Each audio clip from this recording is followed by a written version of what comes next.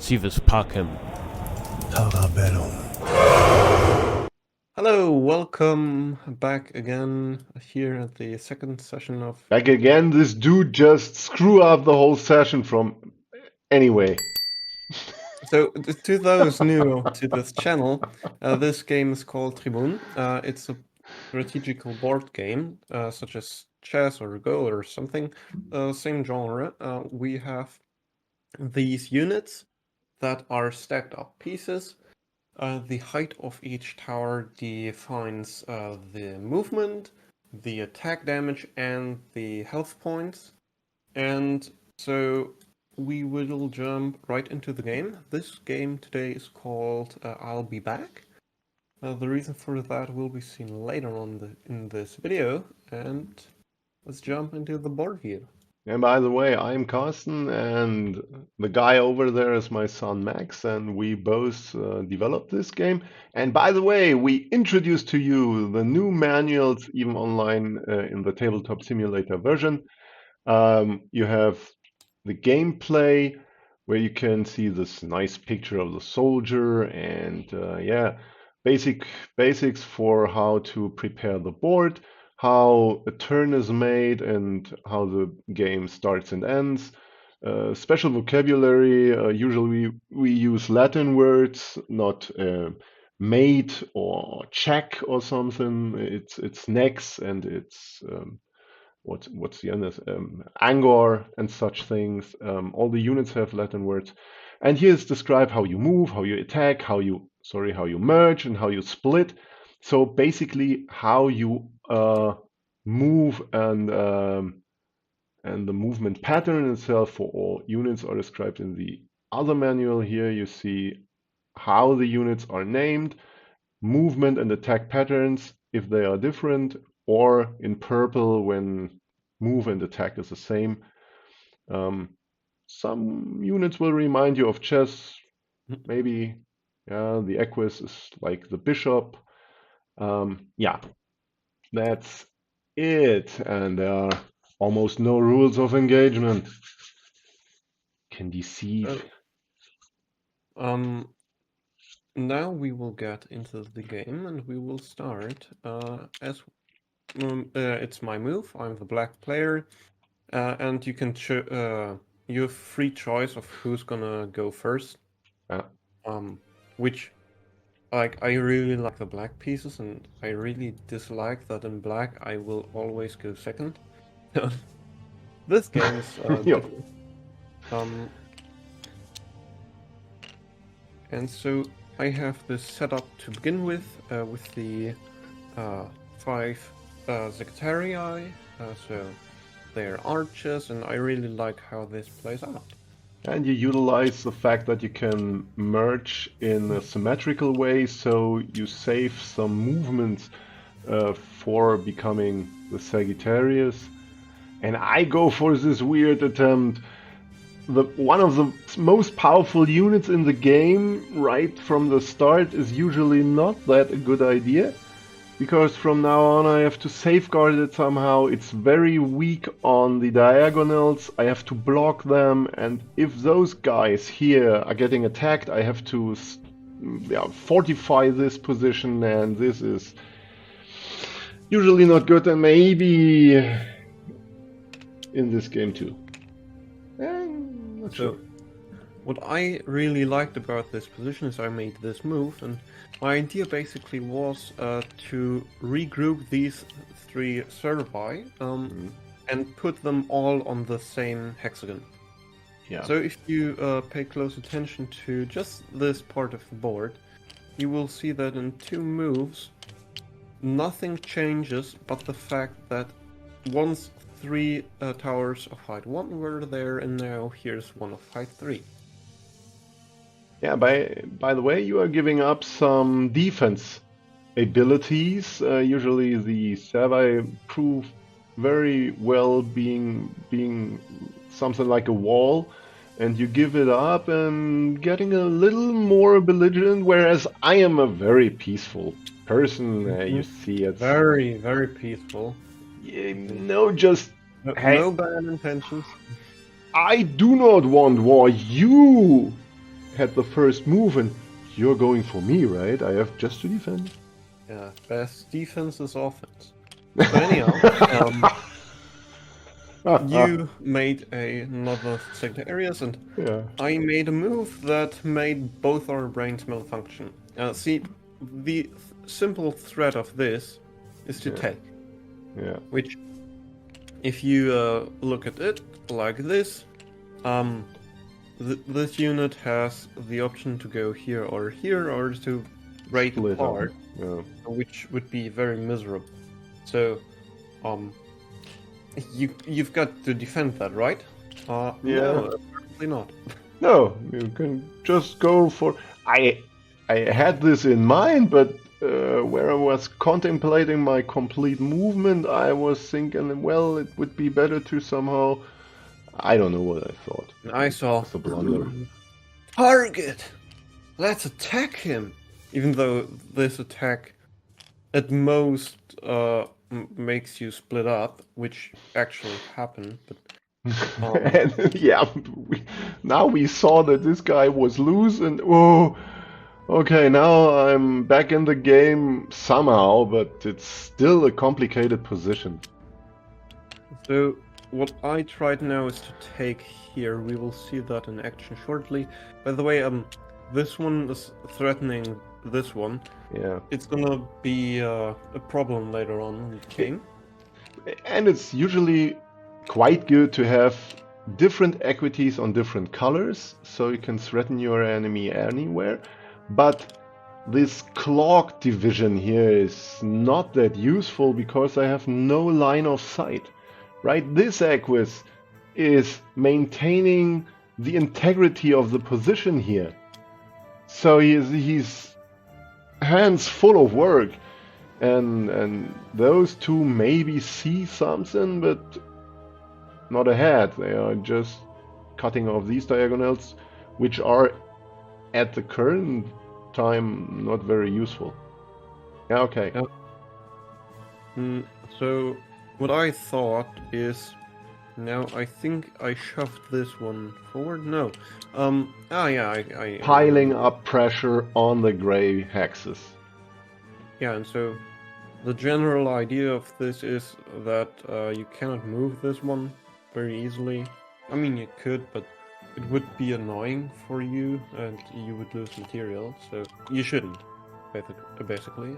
And this way I was trying to build up the Sagittarius in the next move here so that I at least could attack you, but you stopped that idea right away. And see, that's the difficulty with an equus pointing down at a weak unit. You cannot get rid of it very easily. I have not enough pieces here to form any threat on this equus, and even if I could build a Sagittarius, he would just go back and everything's fine. Now, you may see like that this could be attacked, and you'd be right. I would indeed be attacked, but my idea was to then retake. Yeah, now you rip open the position. And say you take again, which is a move. Now the first defender is gone, right? And then I would take. Yeah. And so 2 more. My basic idea would be to open everything up and attack. And so that's why I thought that taking would not be good, and you agreed with me. Yeah. And went there. And an important point, in chess you normally can choose which of your units should attack first, completely free, and taking a look on the tactics beyond. In this case, it would have been better definitely to take with the Sagittarius, because my defending piece, my strongest defending piece, is a Sagittarius. So if the Equus would be here, I would just take 3 pieces and he would block his own attack. But that's a little further tactics. Yeah, okay. The threat of this is Impero, which I have opened the manual. So this one is on the right page, and So the lower part of the page is like the introduction to Impro. And the next page, this one, oh no, This here, one, yeah. this one Impro. is for the more detailed rules. So, and the basic idea would be to really annoy me. For example, if I go here, perhaps, no, you just harm something, or I don't know. You have a lot of choice, I think, and so I wouldn't do that. Yeah, when I was here, I had a fork on these two guys, and it could wreak havoc on your pieces a lot. So I did this. Yeah. It both defends and sets up a future attack, perhaps, to go here. Yeah, if this dude would not stand in the way. Because, yeah, and he immediately steps out of the way, seeing the truck coming. Well. And so I think this move was very important. It had both good things about it as it had bad things about it. So the first idea was to get out of this pin, so as to move this one freely. And the second idea was in the future to walk away and defend this one in a different way. So that's what I had to set up next. So see what you did. Yeah, I didn't really get this move, actually. You don't know why I did? No. To Yeah, open up the diagonal. Now I Yeah. could utilize another pin. It would have been better to set up a discovered attack first, but I couldn't get this dude here all alone. So, yeah, and you already unpinned before get pinned. Yeah, so I defended against this one. Yeah. And the second idea was to defend this one against this threat. So dealing with all the threats at once, and now I have this strong ballista that is actually free. It used to be pinned, and my position depended on it, but by moving in this way, I removed all dependencies on this ballista. And see, in your position, there's not a single service. Yeah. I still have 6 of them. And but this was a little oversight of mine. And I was contemplating hard, should I take Impero or not? But I believe that, yeah, I would attack you, but then I could not really harm the ballista because I would be taken back, and I had no really good places to go. Maybe this dude, but no. And slipping out of the position wasn't possible either. Your pieces were staring at all my escape fields, so I took. Well, I actually thought you should have taken Impero.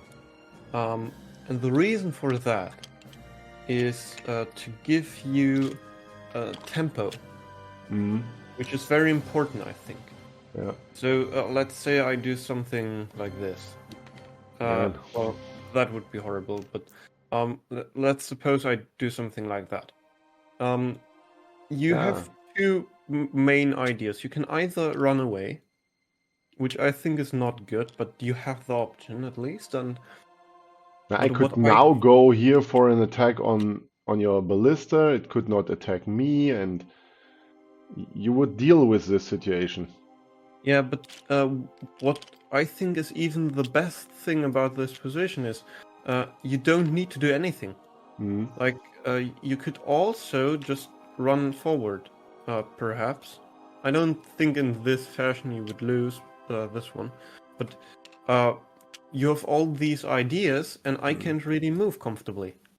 Yeah, I would restrict you, and that would be the major point and argument for this. Yeah, yeah. So I was quite happy to be able to make this move, actually. And I was not. had you taken Impero, I would have had to run away, but this way, you had a lot of material at least. Which is also one way to play it. I don't think you can really say that one way is better than the other. And so, I actually had an oversight here. I forgot about this one, and so in my mind, I saw take and take here, but that's not possible. Yeah, so I think you should have been there, but still is dangerous if you do it. But I think this move is also okay. Wait, you're attacking Yeah, me? but what I really disliked about it is that I cannot go with my Equus here. I'm blocking myself. Oh, yeah. And this Equus, this Sagittarius here served me better, I think, where it was, and it had the opportunity to go forward from here. You see, sorry, the two advancing fields are blocked. This is guarded by your Sagittarius, so I had no comfortable way to go ahead and attack you. So this was not such a good move. So this time, you see, you're getting very low on time. Yeah, and I thought, well, the pin would be better here than to stand here, and yeah, You reconsidered. there's no really difference between taking in either way, but it is. This was defended here, but I noticed too late. And so this spot would have been better from the beginning. And now I saw a very nice knockout tactic. Feel free to find it for yourself, but it's a very brutal tactic.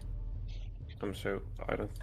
Let's go like 3, 2, 1, gun. So I took,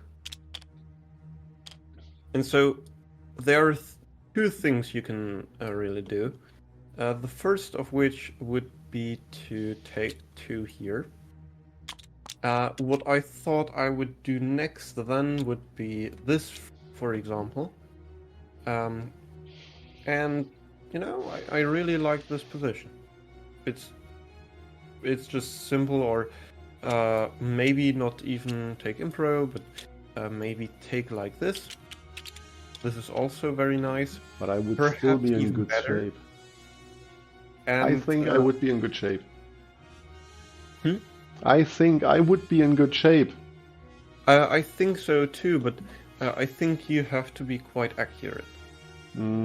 Which, you know, being accurate is usually like an annoying thing. So perhaps in the next move I could go here and threaten to win or something. Yeah, but I could combine and so on. That would definitely have been better. But you fell for the bait. Yeah, and now I took Impro, I believe. Yeah, and this was definitely wrong. I was in a time scramble and And so this is the entire point of losing this Equus. So you've only one move. You cannot run away, and so you can basically take 1 with this one, 2, or 3. But whatever you do, you always lose to the same tactic.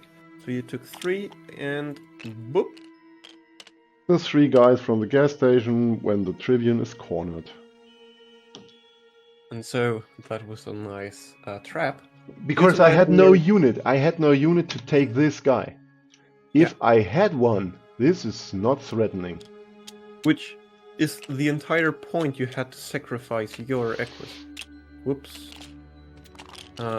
This is the point. This one is guarding this hexagon.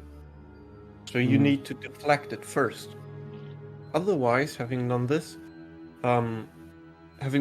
without the move of my Equus, this would have been possible. So Yeah. if I go here now, try the same thing. Essentially, I would go here, attack you, and you would just simply take. And I have nothing.